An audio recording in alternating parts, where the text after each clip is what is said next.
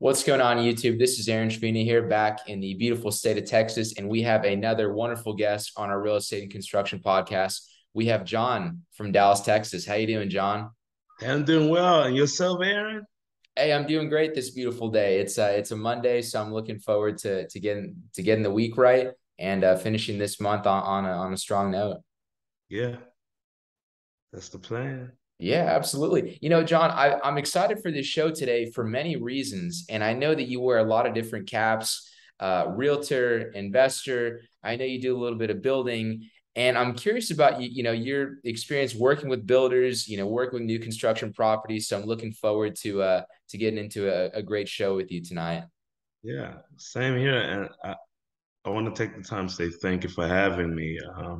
And I look forward to, sharing some value to you and the viewers.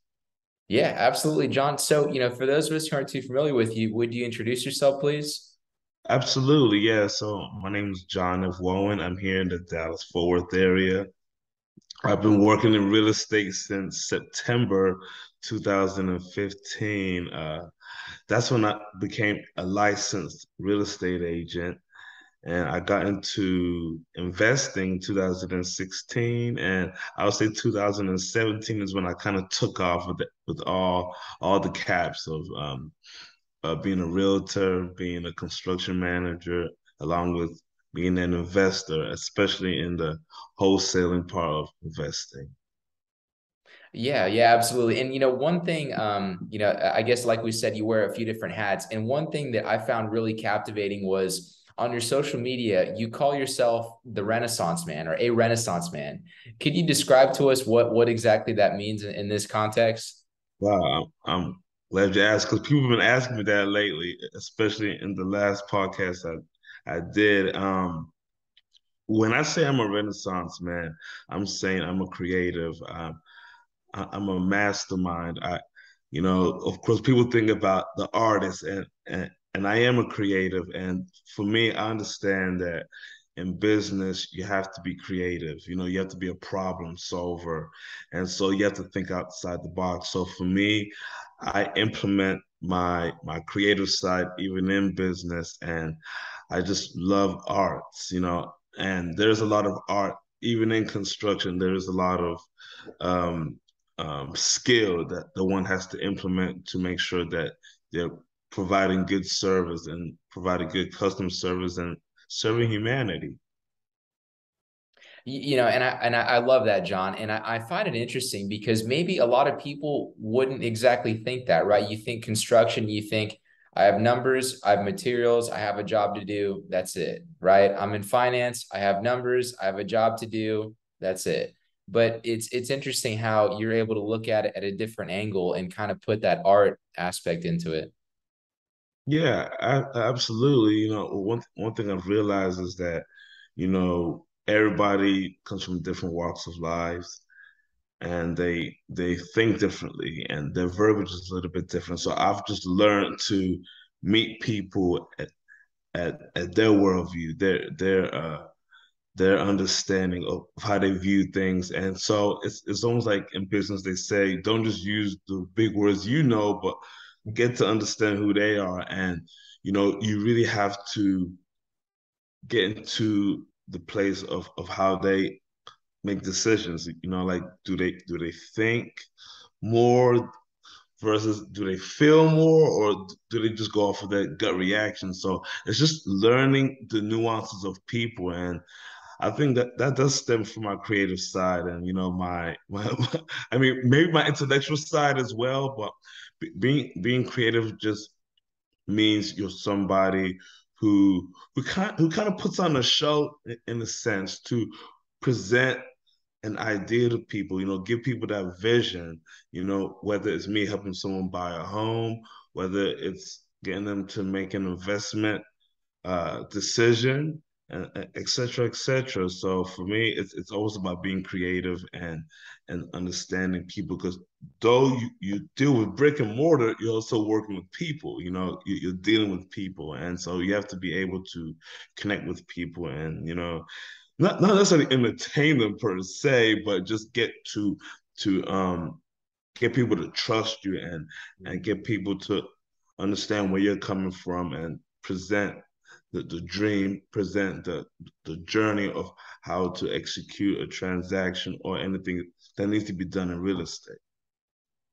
Absolutely, John. And that can be, that was a very interesting explanation you gave there. And it can be real tough for people to do that, right? To kind of put yourself in another person's shoes. Maybe they think differently. Maybe they've had different life experiences that kind of change their perspective on things. And do you think it's more of a skill that you learn and kind of hone your craft over time, or how are you able to kind of communicate properly to get those deals done? Well, I mean, it's from experience, I can't say it's a natural knack. I mean, though I believe my strengths are engaging with people. I'm good at engaging with people. That's one of my leadership skills. I know how to engage with different kinds of people, and then also strategy.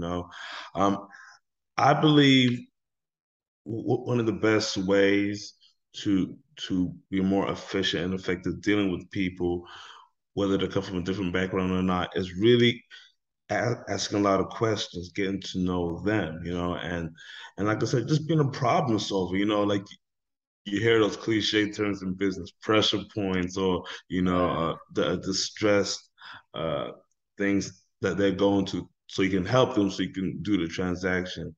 Like I said, for me, my principle is it's pretty simple, in business. Have good customer service, serve humanity, and then as I go deeper, for me, it's about making it a win-win for everybody, making sure that everybody feels like they've won or they're about to win, and just sharing value. And so um, one of the things that I usually do is educate. So I think when you educate, no matter what kind of background they come from, they can at least appreciate the information you're giving them, and then they'll be able to take the steps to completing the transaction. Whether it's a client or if it's an investor, you still have to, be able to give them that education so that they're able to just, take those steps to completing the task, or whatever steps that's needed to complete the transaction. Absolutely, John. And one thing I thought of as well is, kind of talking about, maybe different people think different ways. And I thought it was interesting as well about your background, right? You've been on three different continents, right? You could say culturally you're part of Europe, and then also a bit of Africa and America. And I find that so interesting. And I'm curious, are there maybe some I guess cultural nuances between those three places that you see in business?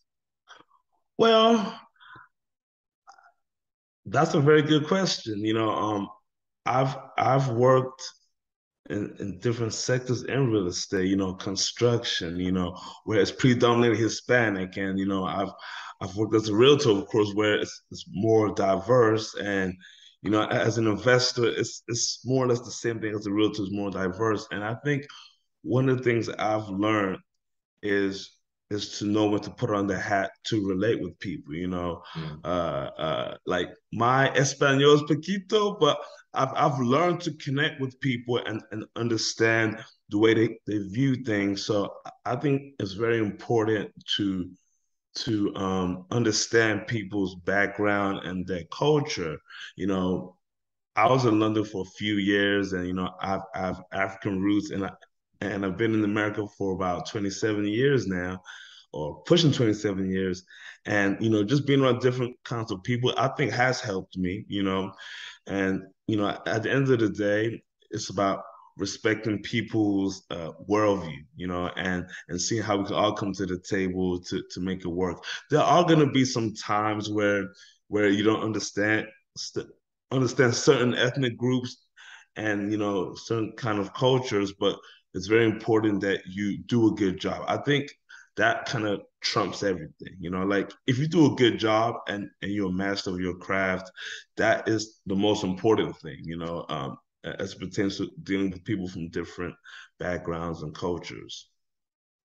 Yeah, absolutely. And I always have to ask, I just find that interesting because for me, I grew up in a very multicultural environment. So I always, when I meet someone like yourself that has a lot of different kind of cultural roots, I think that's Oh so cool. yeah. And like like I have that diversity.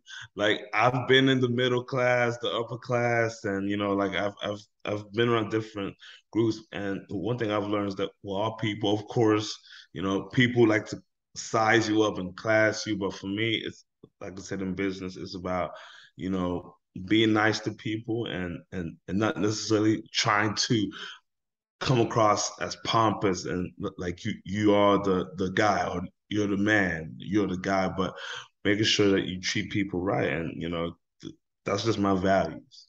Yeah, yeah, absolutely. No, it's important to have those values. And I guess maybe speaking of values, kind of growing up, coming up, as a young kid, did you foresee yourself working in the real estate business, or kind of what was your journey to getting to where you are now?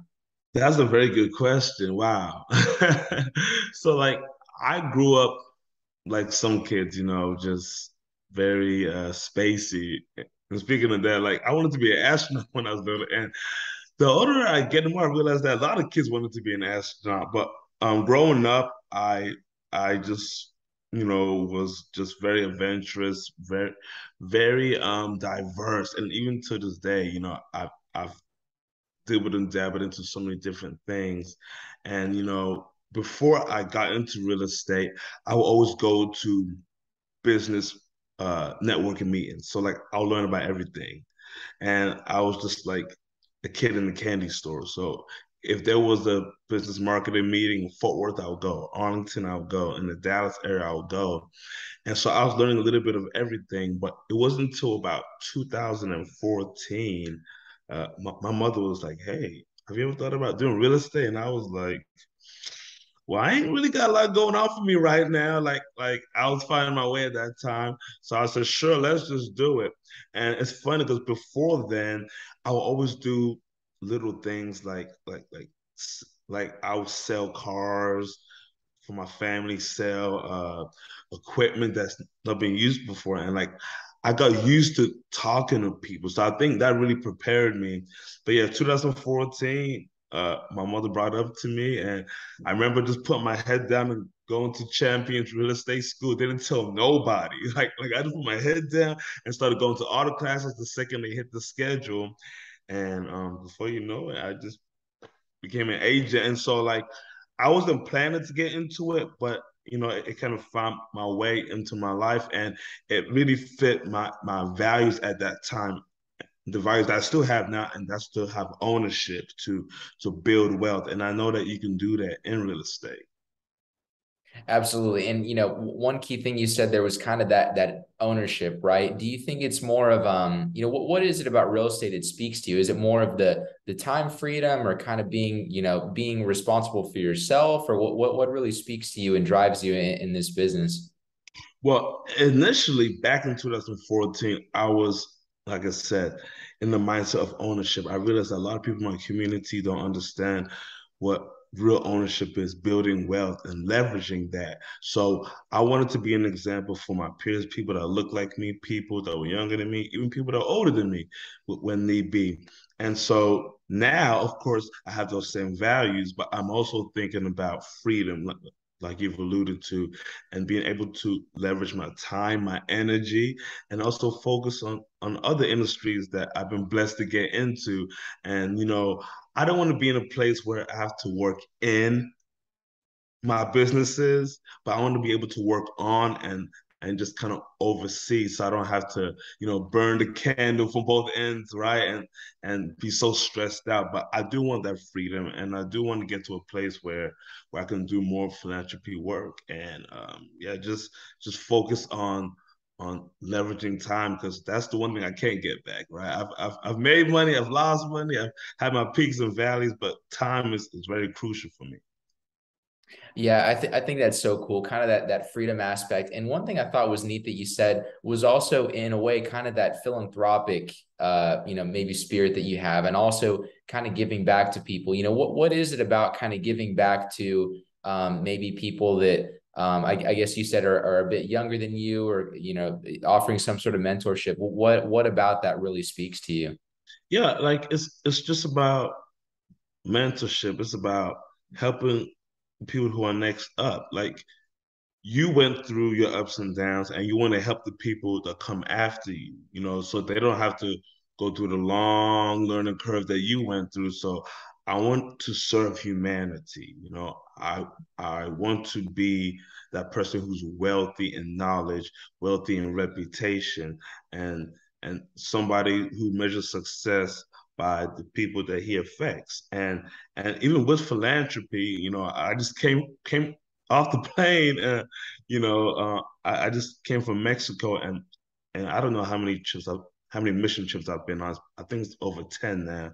And just seeing some of these kids in those third world countries, inspires me to be a better businessman so I can make more money so I can help out, because you can't help others if you can't help yourself. You got to pay your own bills, you got to pay your own notes. And, in America, everything costs you something, right? It's a land of opportunity, but you have things to take care of. But my goal is to go to a level whereby I can, grow financially, so I can help those kids that have to eat out of trash cans, and the kids that don't have a very good health system in their economy.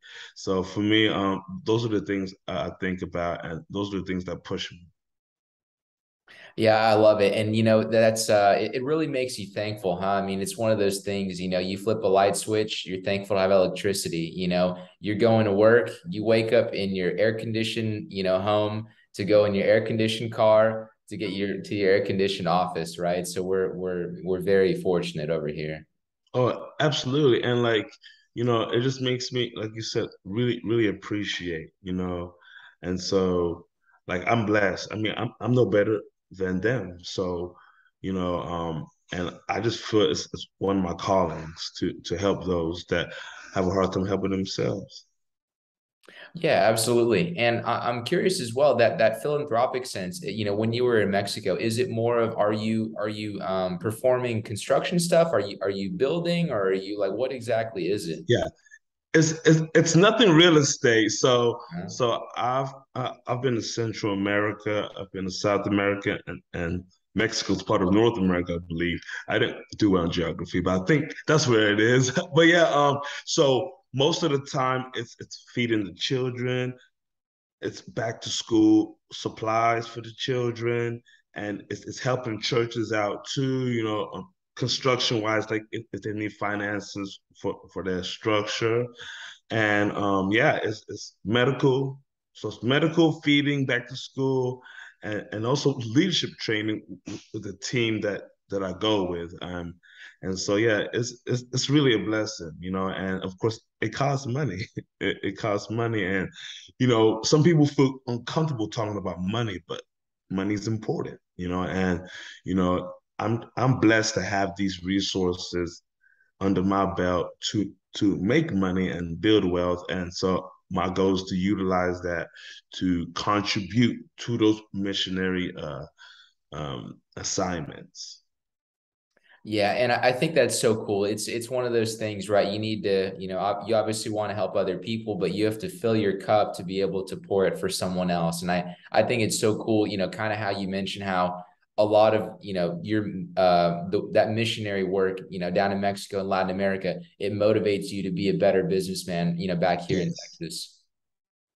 Yeah, and like if you don't mind, like I can quickly just tell a story. I remember in 2017, like this was the first mission trip we went to in Central America.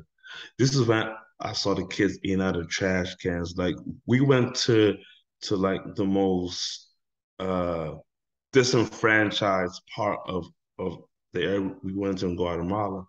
And yeah, like I just remember just having that vision in my head, like, wow, look at all these kids, I want to be able to contribute. Like it was like that light bulb, that moment where I was like, you know what? I have my issues. I need to take care of myself, but I'm motivated by what I see globally. Like I like to believe that we're living in a global village, and so if I see if I'm put in a position to see a problem, then perhaps that's also my responsibility to provide a solution. So I just remember that moment in 2017. It was somewhere around April, around that time, and I was like, yeah, I want to be a blessing. Yeah, and I think that's so cool, and kind of how you mentioned how we're all a global village, right? Because of course we have our own problems here in America, but it really puts it into a different perspective when you're able to see maybe the other way that other people in other parts of the globe are living.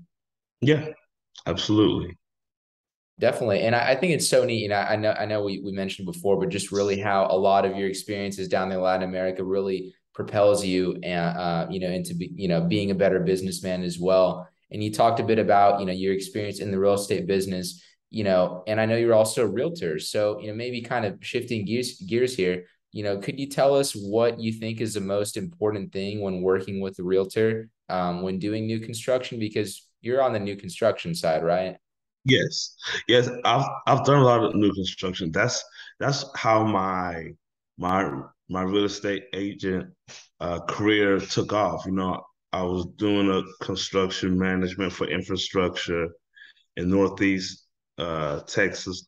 Like it's like the outskirts of the DFW, Dallas Fort Worth, and so pretty much I was managing 88 acres of infrastructure. So if you don't know what that is, well, for the viewers who might not know what that is, that's pretty much raw land, and you bring in water lines and sewer lines, and you also bring in electricity. So it's a development. So after I finished project managing that for about 4 months, the same partners I worked with started buying lots, single family lots, and so they had me be their listing agent.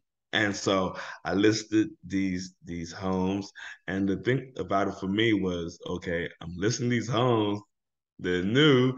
I'm not working on anything else, so maybe I should do something to make a little bit of money and then also learn. So I offer my services to project manage.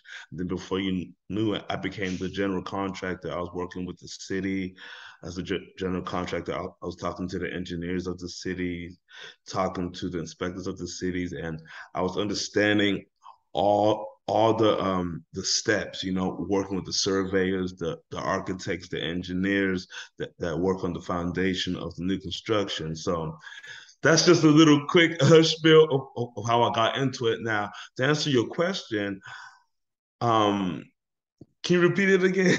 Yeah, yeah, no worries. I thought that was neat there. It's more Yeah, of I just want to get your perspective on, what someone needs to look for when working with yeah. the realtor for these new construction projects.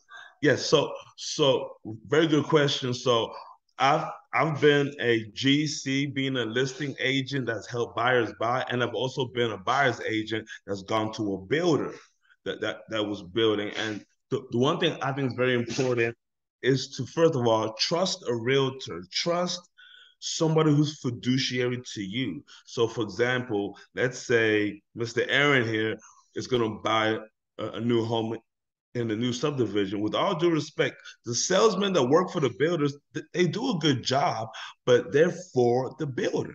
But when you have a realtor like myself who's going to help you, I'm fiduciary to you. I'm going to help you. I'm going to make sure that even though they're crossing their T's and dotting their I's, we're going to cross our T's and dot our I's too.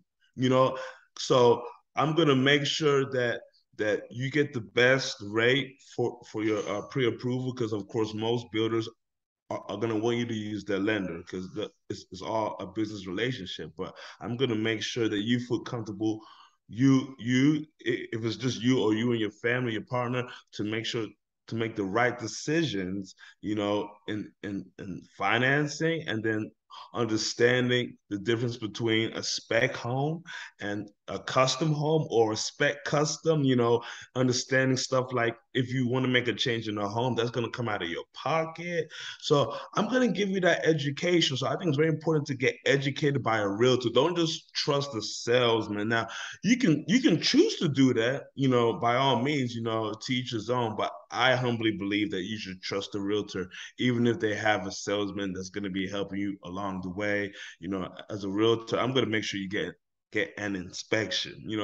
The builders might not care because they don't want to go through the house. But I'm gonna tell you, even though this is a new construction, go get the inspection. So overall, for the most part, I would say work with a realtor like myself, who has the best interest for you, that will be able to be the bad guy when you need it, because you're gonna be saying yes, yes, yes most of the time to the salesman. But with me being a realtor, I can come in and say, hey, how about this? How about that? And I'll be there to protect you. Yeah, absolutely. And there's a lot to be said for that kind of that fiduciary thing. And you made a great point about, maybe the guys that work for the builder, they're doing a fine job, they're doing great, but they're for the builder. Whereas if you have someone like you're saying is a fiduciary, they have your best interest in mind. Absolutely.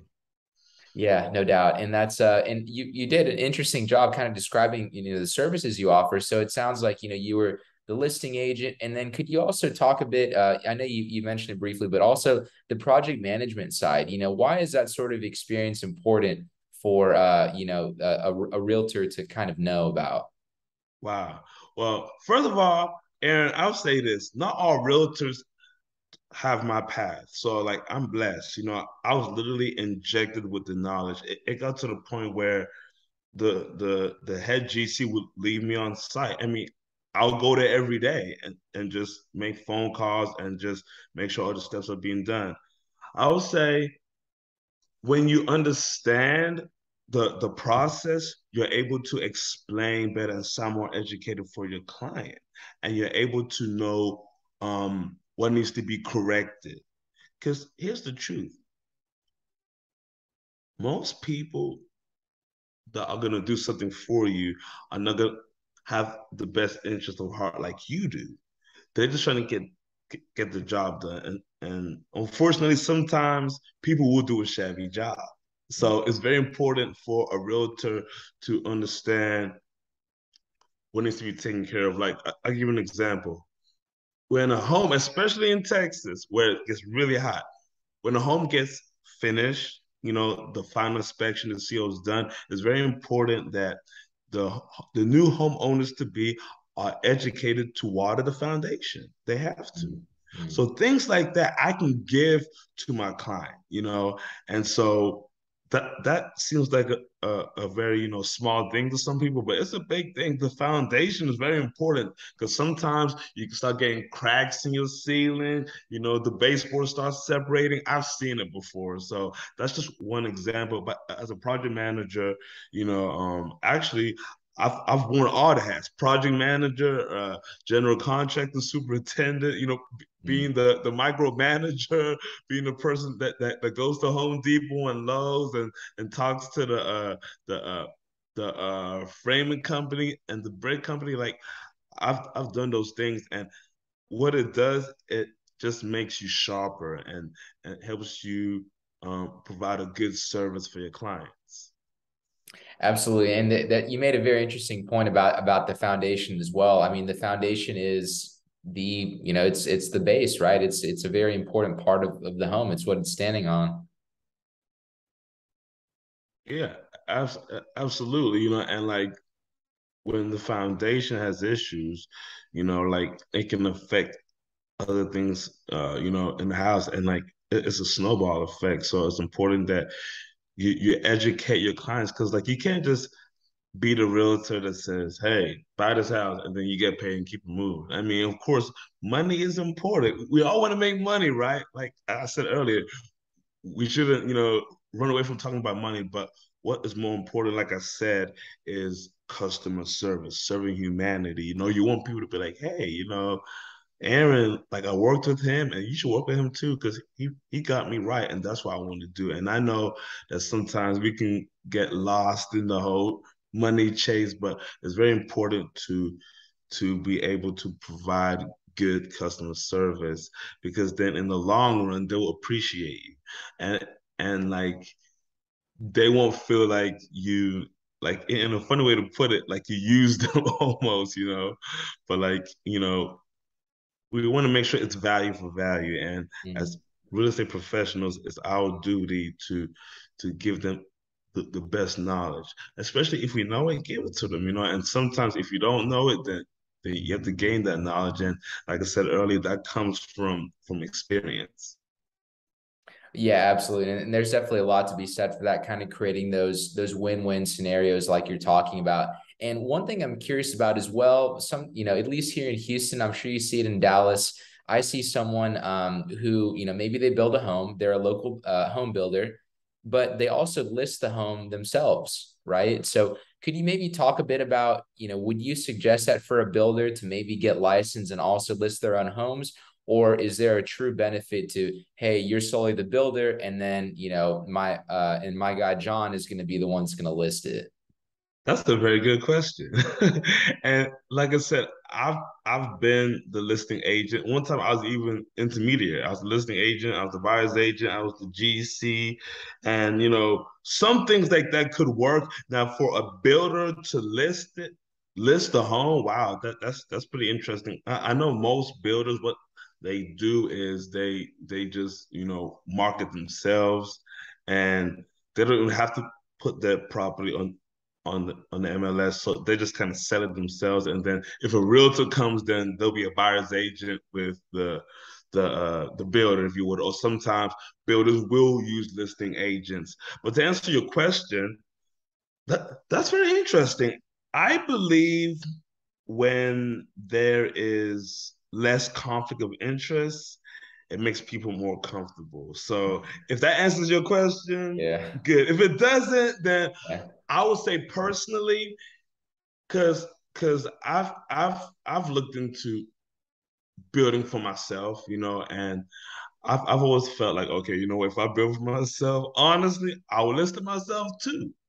However, if I'm in a place whereby I can't serve you very well and everything that I wear my hat on, then I'll have to defer a little bit. I'll have to work with a listing agent. Like, let's say I'm a builder who has 200 homes. I mean, and I'm trying to bring you good service as a builder and be a listing agent. I mean, being a listing agent is less hectic than being a buyer's agent, but still, when you're a listing agent, you are putting the properties on the MLS. You're putting all the data in there, and it can be stressful if you have a lot of properties. So maybe I'm reasoning it out right now in my head. It depends on how much you scale. Like if I have one home that I built, or even two or three homes I've built, I won't feel like I'm overextending myself by listing them. You know, I just so happen to be that well versed. I'm a builder, but I'm also a real estate agent, But like I said, if it's like a whole bunch of homes you're doing, I mean, think about it, I guess. Like it's a gray area, like it's a very good question though. That I would say. Yeah, and I had to ask as well because, I wouldn't say I see it too often, but I see it enough to where I have to ask because I'm curious. Yeah, okay, yeah. Yeah, that's a good question. Yeah, no, definitely. And I'm curious as well, what's the most surprising thing that you've seen maybe when selling new construction properties that maybe people should know about? Is there anything that kind of sticks out to you or That like me selling. yeah, like kind of something maybe surprising in the process that maybe people should be informed about up front, or maybe something to like really know that you should have this taken care of. Yeah, yeah. And I one of them is what I alluded to before, or I mentioned, and is the builder's change of order. Because some people have this fantasy, their dream home, even if it is a starter home, they will come to the home and be like, wow, this looks nice, but I like to change this, change that, change this. That is what they call builders change of order. Now, some builders, I'll give you an example, and God rest the soul of the wife because she recently passed away. But like I helped them build this home, and it was a spec home. But I remember one time the wife came into the bathroom. She said, "Can you make it one big mirror instead of two?" And I was like, "Sure." You know, though I was the buyer's agent and listing agent and the GC, I was able to have have some influence to say, okay, you know what, we're gonna do one big mirror, and that's fine. Okay, good. Now if you want to change the flooring, change like some fixtures, then yeah, that's builders change your order. Like just because you're buying a home doesn't mean that the lender is gonna pay for all the changes. No, so that's one thing I'll say, don't think because you're building your home and like you're seeing the home being put together that you can just change everything and it doesn't come out of your pocket. It will come out of your pocket. Or if you can't pay for it, then go with the spec design, which is the original design that the builder was going to use. And other than that, I'll probably say just because it's a new construction home does not mean you should run away from doing an inspection. I know there's a lot of politics with that, and you know, all I'll say is this: if you feel you need to do an inspection, go ahead and do it, even if it's a renowned builder. I've heard, and like I'm not gonna mention any names, but I've heard of builders that are the big names whereby they built a new construction home and there was some issues. So it's just what it is. So just have that mindset that okay, you know what? I'm gonna do an inspection because you just never know. Something might be up under the house that maybe someone missed, or things happen in construction. Like I said, it's about solving problems. There just might be a problem. Would that problem be solved? How would we know there's a problem if there's no inspection? So that's another thing too that even though it's a new construction home, you should do it. Some people will say, you know what, no biggie, but me as a realtor, I'll say go ahead and do it. Yeah, no, and I appreciate that insight there, John. And that's really so important. There's so many moving pieces, so it definitely helps to work with a professional like yourself. And I'm curious as well, John, is there anything that you haven't said thus far you really just like to hit home for us? Man, shooting from the hip. Let me see. Um, as it pertains to what part of real estate? Just anything in general. I mean, maybe someone's in your backyard in Dallas. There's somewhere across the state, across the country they want to connect. Are there any parting words that you can give us? Yes, yes, yes, absolutely. Um, I'll say attitude is everything. If you think it can happen, you have a chance. Not to sound negative, but we understand that real estate is glamorized. Like it's a very sexy career. Like it's a very um shiny, flamboyant career. Like if you're a real estate agent, it just looks good. Like you see people that become new agents, like they go to a photographer to get the whole big glamour shot, and they post it on social media, and they say, "Hey, I'm a real estate agent now," and that's good. Now, what I would say, though it's glamorous, it looks good, but just understand that there's a lot of parts in real estate that you have to understand that are hard, and you have to understand the steps. You have to go do training. But however, when you have a good attitude, I think that'll be your altitude. So make sure that you have a good attitude, and have a plan. Have a plan for how you're gonna go about your career, and one year, quarterly, weekly, every day. And I'm speaking from experience. Like Mm. you have to understand real estate. It's very simple, but it can be very hard. And just remember to keep a good attitude. Keep a good attitude, and don't be shy.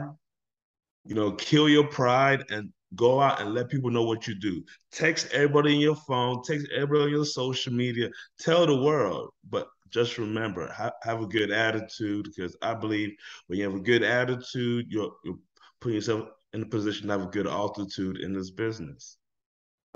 Absolutely, John. And I think that that's a great place to end. You know, I think that's a wonderful perspective, really, that you said attitude is your altitude, right? Absolutely, yes. Hey, beautiful. A good attitude. Good attitude will give you a good altitude. A good attitude. All right. Yes. I love it, John. You know, well, I've really enjoyed our conversation here, a bit more about you, about your background, you know, your philanthropy, right? You know, also a lot of your mindset, a lot of, you know, you work in the real estate business. And, you know, thank you again for coming on the show. It's been a pleasure. Thank you for having me. I really appreciate it. I made sure that I attended this. Even after coming from a short trip, but yeah, it's a blessing to share my value. And once again, thank you for having me in. Absolutely, John. You know, thanks for joining us, and we'll talk to you next time. Definitely, you have a great one.